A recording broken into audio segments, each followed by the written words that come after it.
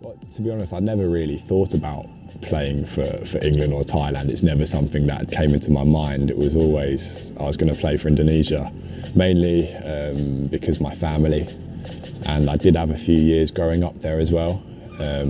So I knew straight away, when it came to the point where I had to make the decision, there was only one decision that it was going to be, because yeah, like I say, my mum's from there, so it means a lot. Oke teman-teman, kali saya akan kembali lagi yang membahas mengenai kabar terbaru dari Timnas Indonesia. Ini akan menjadi pembahasan yang sangat seru ya mengenai kedalaman skuad Timnas Indonesia di ronde ketiga di kualifikasi Piala Dunia.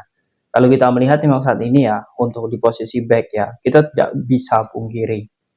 Memang betul, persaingan itu sangat kuat sekali. Ditambah lagi kalau kemarin ya, kita melihat bahwa Jordi Amat, kita melihatnya bahwa ekspektasi kita itu terlalu tinggi, teman-teman. Mengapa saya bilang ekspektasi kita terlalu tinggi kepada Jordi Amat? Karena memang kita melihat dari sisi pengalaman ya.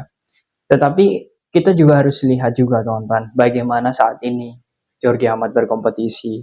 Memang betul dari segi market value antara Johor Darul Takzim dan juga Indonesia itu sangat tinggi JDT ya.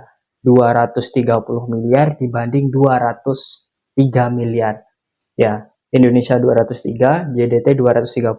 Secara kualitas dari tim ini ya, JDT ini ya, memang ya menjadi klub terbaik se-Asia Tenggara untuk saat ini. Tapi kalau dilihat saat ini, kompetisi tidak bisa bohong. Liga Malaysia tidak bisa bohong, teman-teman. Bahwa sebenarnya performa ya dari Jordi Amat ini menurun. Itu harus diakui ya. Kesalahan demi kesalahan itu selalu dilakukan dari Piala Asia kemarin ya, kemudian di kualifikasi Piala Dunia kemarin hingga dirinya sampai mendapatkan kartu merah, itu harus diakui. Apapun yang menjadi alasan, kita harus mengakui bahwa sepertinya Jordi Amat ini tidak terlalu kompetitif di Liga Malaysia, walaupun bersama klubnya dia bagus. Ini membuktikan bahwa kita jangan lagi ya menyalahkan Jordi Amat, tetapi kita harus menurunkan ekspektasi kita terhadap Jordi Amat ya. Kita masih memiliki backline seperti J. Ijas ya, kemudian Justin Hubner yang mungkin secara kompetisi untuk ke depan ini lebih bagus ya. Tetapi tetap saja Jordi Amat menjadi bagian timnas Indonesia, kita harus mendukung penuh si pemainnya. Nah, kalau melihat dari segi ini teman-teman, kita juga harus melihat juga bagaimana kekuatan kita di bulan September. Di leg pertama jelas Jordi Amat tidak bisa main karena masih ada akumulasi kartu ya, kemarin kartu merah. Ditambah sosok Justin Hubner ini juga tidak bisa bermain karena mendapatkan satu kartu kuning saat melawan Irak dan juga Filipina. Artinya di sini kita masih membutuhkan satu sosok yang menurut saya sangat sentral sekali. Siapa lagi kalau bukan sosok Elkan Bagot. Nah, Elkan Bagot ini untuk saat ini ya, kalau dilihat dari beberapa postingannya ya, dia memang sempat ya merepost ya postingan dari Jordi Amat ketika Indonesia lolos di ronde selanjutnya, di ronde ketiga ini.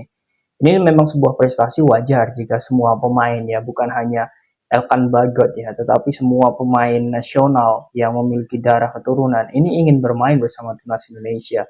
Ya, karena alasannya jelas ya, itu bisa meningkatkan semuanya, termasuk market value. Ya, lolosnya Indonesia ini menjadi keberkahan. Seperti sosok Justin Hubner dan juga Ivar Jenner, saat ini market value-nya yang awalnya 3 miliar sekarang naik menjadi 6 miliar.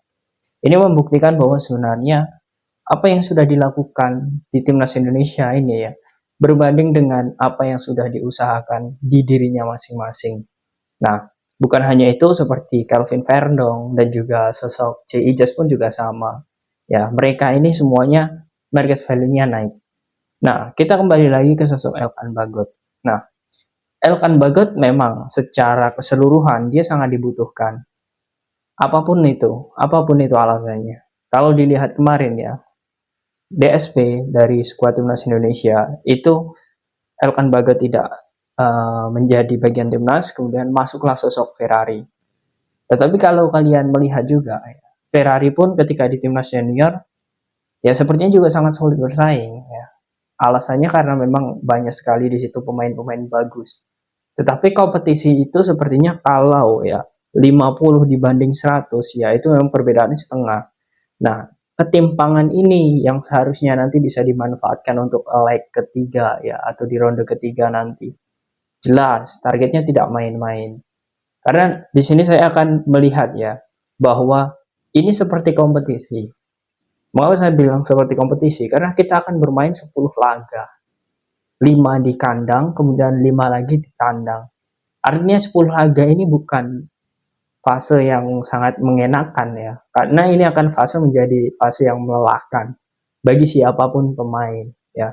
Dan apalagi sekuat timnas Indonesia untuk saat ini, kalau dilihat dari rotasi pemain, kita bisa menebak ya. Kita bisa menebak siapa saja yang menjadi pemain inti ataupun menjadi pemain cadangan di situ. Karena memang untuk saat ini dari kedalaman skuad belum terlalu ya, kalau dilihat dari pemain depan itu masih ada ketimpangan ya, belum terlalu skuadnya belum terlalu mendalam. Wajar sekali jika Sintayong masih menginginkan striker lagi. Kemudian masih menginginkan beberapa gelandang lagi untuk membantu Tom Haye. Ya. Dan itu bisa dilihat saat ini. Jadi kalau dilihat saat ini, apakah Elkan Bagot sangat dibutuhkan di ronde ketiga? Jawabannya jelas iya, ya, gitu. Dan ini juga saya perlu klarifikasi seperti ini teman-teman ya, bahwa apa yang terjadi dengan Elkan Bagot kemarin ya mengenai kasus indisipliner ya, dan juga beberapa bisa dibilang alasan dia ya, mungkin alasan dia untuk tidak memenuhi panggilan timnas ya. Itu saya tidak menyalahkan 100% Elkan Bagot. Karena yang terjadi saat ini ya, bukan hanya terjadi ke timnas Indonesia, tetapi juga terjadi di timnas Irak. Kalian pasti tahu dengan Ali Al-Hamadi ya, salah satu pemain timnas Irak yang saat ini berlaga di Liga Inggris ya bersama Ipswich juga. Apakah kalian melihat ketika di GBK pemain ini ada ya? Padahal secara background kemudian juga kebutuhan ya jelas ya, pelatih Irak Jesus Asas membutuhkan pemain ini. Walaupun ini bermain untuk melawan Indonesia dan juga ini adalah kalender FIFA, tetapi kemana pemain ini? Padahal tidak ada riwayat cedera sama sekali. Nah, jadi dari sini kita dapat menyimpulkan ya bahwa sebenarnya kita tidak bisa juga menyalahkan 100% Elkan Bagot. Publik Irak pun sekarang juga marah bersama Ipswich Town ya. Kenapa Ali Al-Hamadi ini tidak dilepas ya oleh klub, padahal ini sudah kalender FIFA. Nah, ini lagi-lagi kita juga tidak bisa 100% menyalahkan Elkan Bagot ya. Karena ya memang ini problem ya, problem bagi pemain profesional. Dia selalu ditarik ulur ya. Antara dia mau ke timnas tetapi masih ditarik klub, kemudian ketika dia main di timnas tetapi ada beberapa punishment ya di klub. Nah, ini artinya memang ada sedikit tarik ulur. Yang jelas saya sangat yakin untuk masalah nasionalisme dan juga beberapa keprofesionalan sosok Elkan Bagot ini sudah tidak bisa diragukan lagi. Karena saya melihatnya dari dasarnya saja ya, niat dia membela timnas Indonesia. Elkan ini bukan naturalisasi. Elkan ini juga bukan pemain yang prosesnya alot ketika membela timnas, bukan. Tetapi dia ketika masih umur 17 tahun, kemudian menginjak 18, dia menentukan sebuah negara. Di situ ada Thailand, Inggris, Indonesia. Dan dia memilih Indonesia karena latar belakang ibunya dan juga tujuannya untuk menjadi bagian timnas. Sekarang sudah terwujud. Anggap saja apa yang sudah menjadi permasalahan Elkan Bagot saat ini ya, itu sebagai pembelajaran dirinya agar lebih dewasa dan juga bagaimana si pelatih ya Sintayong ini menyikapinya, dan juga dari federasi sebagai jalan tengahnya.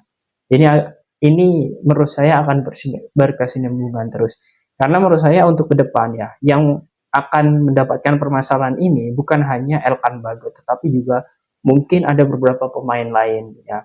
Tetapi karena kemarin ini kasusnya Elkan Bagot dan momennya itu sangat genting untuk lolos di Olimpiade Paris, sehingga memang di situ amarah sangat luar biasa bagi para pelatih ya, siapapun pelatihnya ya, bukan hanya Sintayong dan juga federasi yang jelas. Nah, bagaimana menurut kalian teman-teman dengan absennya Jordi Amat di leg pertama nanti ya, kemudian juga Justin Hubner di pertandingan pertama absen? Apakah sosok Elkan Bagot ini adalah sosok yang sangat penting untuk bisa berdua dengan sosok Jay Ijaz ya? Silahkan kalian tulis di kolom komentar.